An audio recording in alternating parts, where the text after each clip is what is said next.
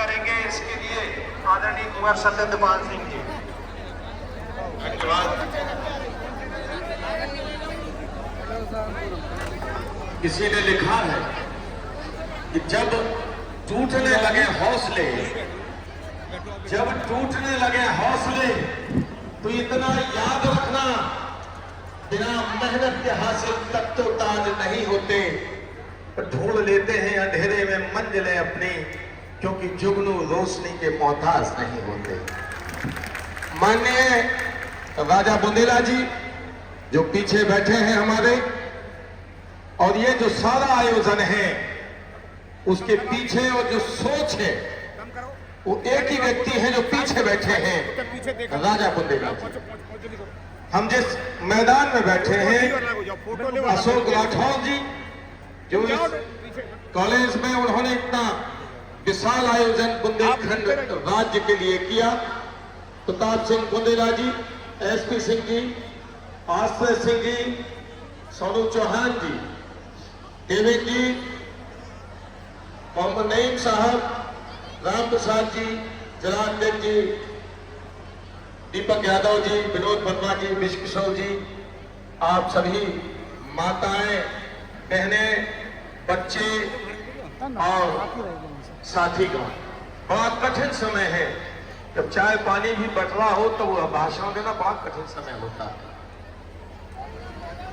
मैं कहानी से शुरू करता हूं, कहानी से शुरू करता हूं।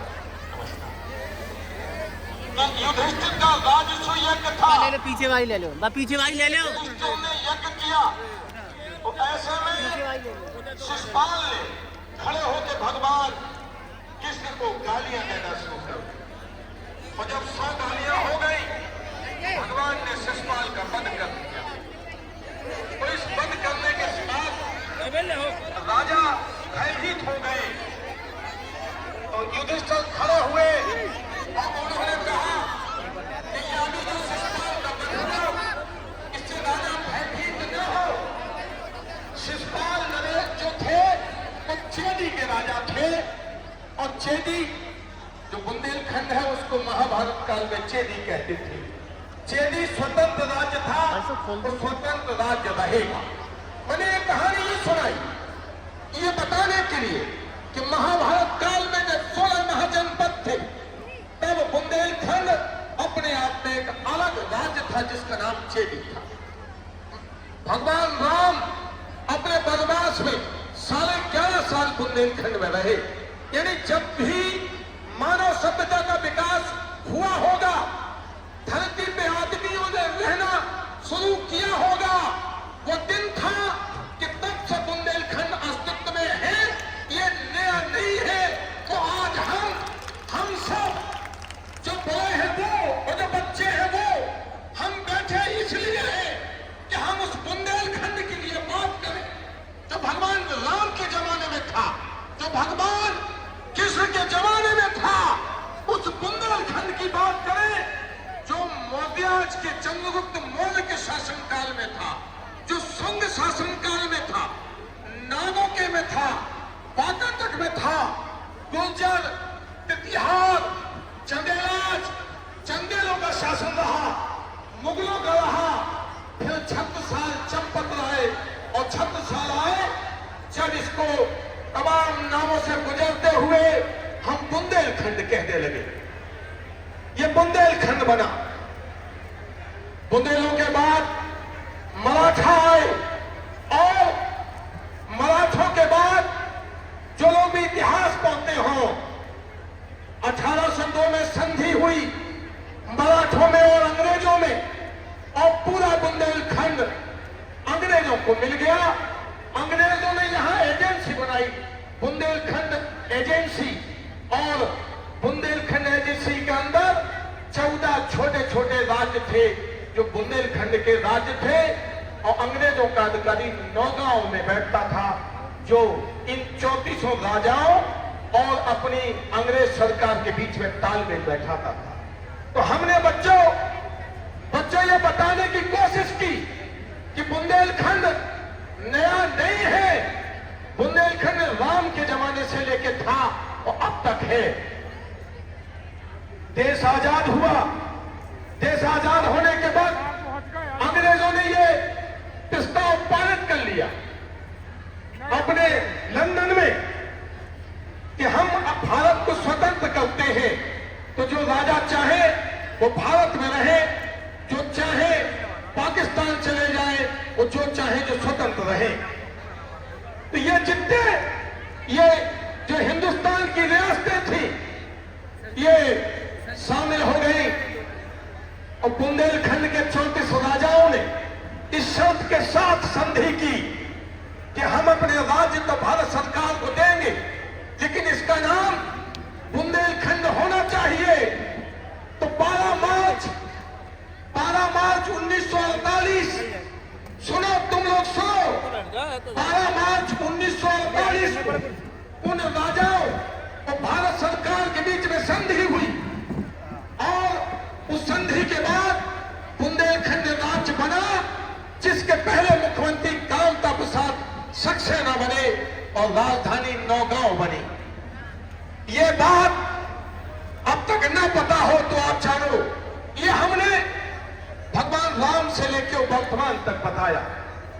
लेकिन हिंदुस्तान में जो भाषाई आधार पे राज्यों की मांग थी, उसके लिए फजल अली आयोग आया और उस आयोग की सिफारिश के बाद 1956 में बुंदेलखंड राज्य खत्म कर दिया गया, यूपी और एमपी 2 हिस्सों में बांट दिया गया।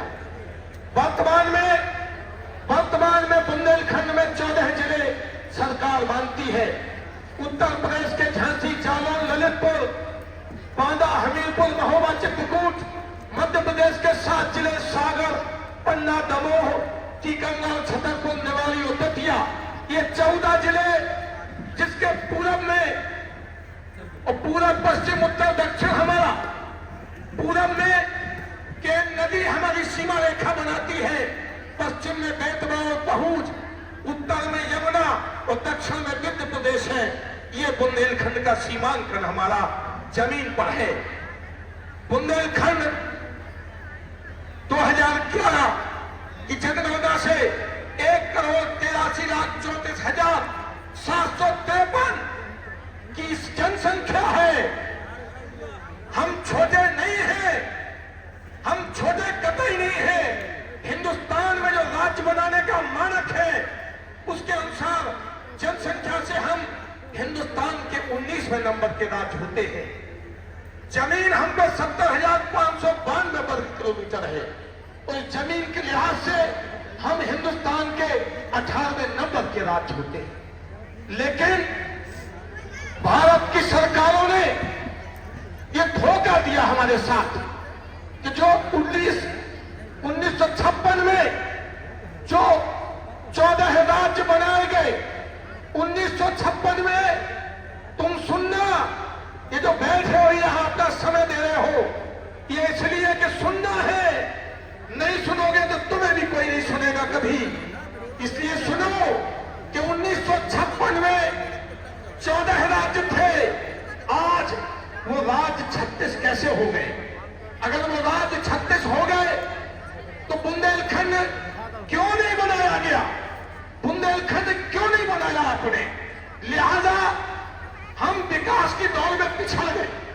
अभी ये जो यात्रा की राजा बुंदेला जी, इस यात्रा में देखा कि गांव-गांव में, घर-घर में नल तो लगा दिए गए, पानी नहीं आता।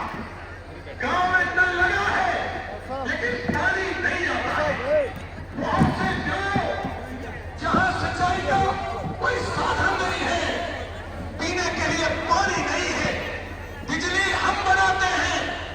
2,500 मेगावाट जो रोजाना बुंदेलखंड में बिजली बनती है, लेकिन गांव में लाइट हमें नहीं मिलती 24 घंटे। और हम ये बात करते रहेंगे बैठे, हम इस महायज्ञ में शामिल होकर भी बुंदेलखंड के लिए नहीं सुनेंगे, ये हालात सुधरेंगे थोड़ी। तो राजा बुंदेला जी ने महसूस किया कि बुंदेलखंड में रहने वाला जो 2 करोड़ 3 करोड़ आबादी है, उसमें 25% दलित है और गरीब है। 25% दलित है और वो दलित जितना है वो गरीब है।